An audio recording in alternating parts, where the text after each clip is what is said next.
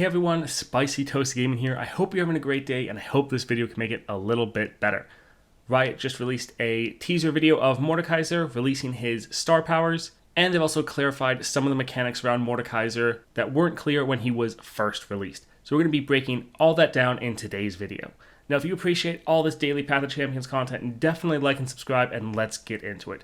First, we're going to talk about Mordekaiser himself. So a 7-cost 5/8, so he is Titanic. That'll be important. We'll talk about that later. He is also a Noxus and Shadow Isles champion, which will be actually pretty good for Path of Champions because there's some adventures where they want you to win with either a Noxus champion or a Shadow Isles. Mordekaiser should be able to work for either of those, which will be great. All right, so he has Challenger, and when you play him, he has a play effect of kill up to 2 allies. When you slay another ally, revive it. So this text right here is crazy. This is absolutely a massive spike in power, especially for those Shadow Isles decks. The Shadow Isles has a lot of different cards that synergize with killing your own unit for a large benefit. But for Mordekaiser, you're going to get that large benefit, but you're not actually going to get the downside of killing your own units because Mordekaiser is just going to revive them, which is absolutely massive. His level up condition is 15 or more allies have died.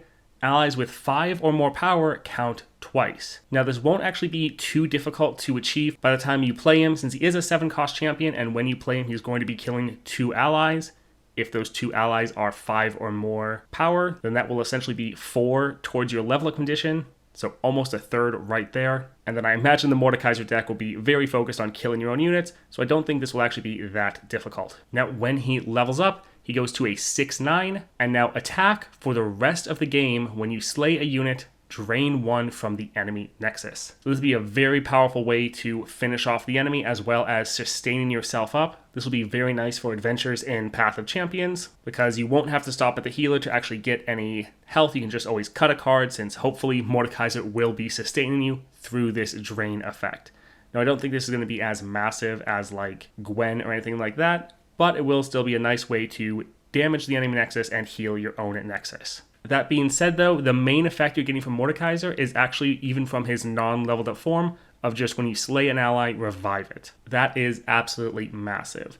Alright, let's take a look also at his champion spell. So it's a 10 cost, quite expensive, but it's Mordekaiser's Realm of Death. An ally starts a free attack, challenging the strongest enemy, kill all other units. Now this is actually very good because since you're killing all units, whatever units of your own that you kill will revive as long as Mordekaiser is on the board. So even though you're killing all your own units, you're then reviving them, but this will be a very effective way to completely annihilate the entire enemy board. Also, if you have Mordekaiser on the board when you play this, if he's not leveled up yet, he probably will after you play this. This will be a very fun spell and one we actually might use fairly often in Path of Champions, but we'll again talk about that a little bit later. Alright, now before we go and talk about the star powers, there's a couple other cards we need to touch on first. Alright, first let's talk about the Deathless keyword. So this is a new mechanic being added this expansion, and Mordekaiser is completely themed around this. So when a unit dies, revive it with 1 health, stunned. So this will be a very strong effect. Again, you'll be able to benefit from killing your own units without them actually dying, since they will then be revived. Now yes, there is that downside if they're going to go to 1 health and be stunned, but that's still definitely worth it. Also, there's going to be some very interesting combo potential here, because the way this works is the unit will actually die. That means it's going to trigger any on-death effects or any spells that trigger because of it dying. There's many spells that require you to kill your own unit, and so you're getting all of those benefits. But then when it revives, that's going to count as a summon. So there's a lot of very powerful summon effects. So essentially with this keyword, you are able to open up a whole new world of combo potential that was never really possible before. Now essentially being able to use on death effects as well as on summon effects. This will be very interesting and very fun to play around. As you can see, many of Mordekaiser's units are going to have this Deathless keyword.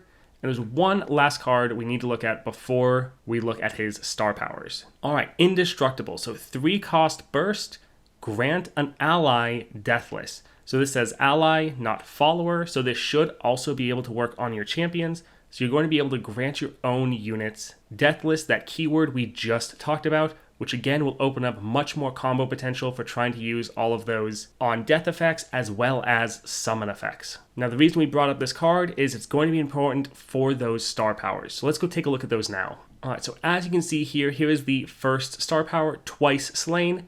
Round start, if you have the attack token, create a 2-cost Indestructible. That's the spell we just showed you, the 3-cost grant an ally deathless. So create a 2-cost Indestructible in hand, or if you have one, reduce its cost by 1. So you're going to be generating these spells and being able to, throughout the entire game, grant your units that deathless keyword.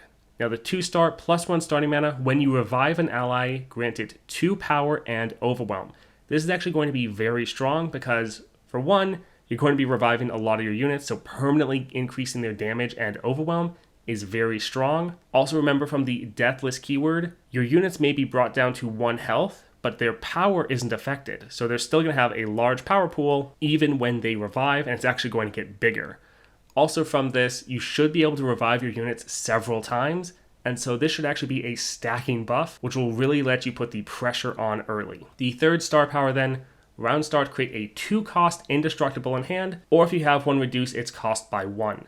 So this is now every round, whereas the 1st star power is only if you have the attack token. I think this is going to be a very interesting set of star powers. I don't think it's going to be as broken or overpowered as some other champions, but I think it's going to be very fun to play around this new mechanic, and I do think it has a lot of interesting combo potential. So generating these indestructible cards and granting your units that deathless keyword every round or every other round, while it's not as strong as some other star powers, I do think it'll be more fun to play around, and that's honestly what we want. We want fun champions, not necessarily broken champions. But it will tie in very well with your 2nd star power. You are going to get a lot of power out of this, both literally and figuratively. Being able to grant your units overwhelm is going to be so strong.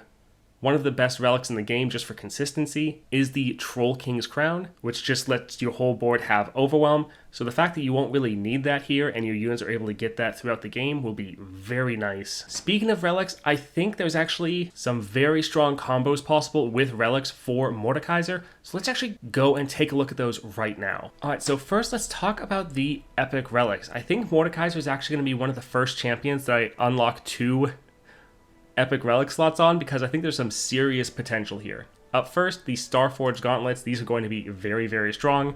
If I'm Titanic, +1 starting mana, and then the last part we don't actually really care about. It's just that +1 starting mana that really matters. Mordekaiser, he starts out at 8 health, so you don't have to try to equip any other stat relic in order to make him Titanic. He is Titanic, so he just gets to use the Starforged Gauntlets, and he can get that +1 starting mana without having to put any other effort into it. I think that is very, very strong. Next though, the Disciple of Shadows. So I cost 1 less for each ally in play. Now, Mordekaiser, I think you're probably going to have a wide board because the enemy's going to have a hard time killing your own units. You're going to have all your units be deathless and you can be able to keep reviving them. So I think you'll actually be able to have a pretty wide board, and it has that play effect of deal 3 to all other allies.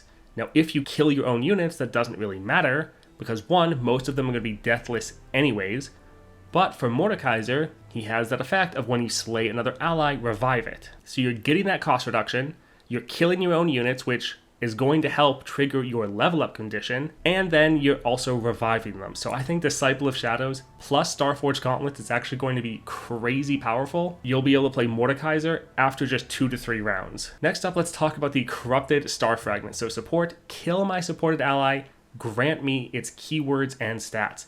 Put this on Mordekaiser, he's going to kill the unit, get all their stats, but then he's going to revive it so you don't actually lose your unit. So again, I think he's going to have crazy potential here. Now with Mordekaiser, even though Corrupted Star Fragment is so strong, you're probably going to be trying to end the game fairly quickly once he is on the board. So Corrupted Star Fragment might be a little bit slow, but if you want to go for a longer game, I think you can get some serious benefit out of this. Now, Crown Guard Inheritance, I don't think this would be bad because I think you have a strong likelihood of leveling up Mordekaiser when you play him, especially if you're going with the Disciple of Shadows. So that would be a decent option, but there's one other relic that I think will be very, very good.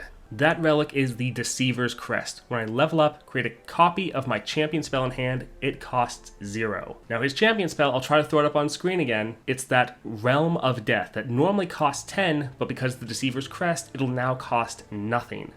You'll be able to have an ally start a free attack, it'll probably be Mordekaiser.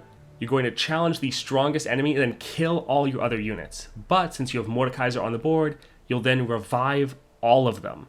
Also remember from your 2nd star power, when you revive a unit, you're giving it 2 power and overwhelm. So this is going to be an amazing way to annihilate the entire enemy board and then buff up your whole board. And I think this will just be an amazingly fun spell to play with Mordekaiser to help finish out the game.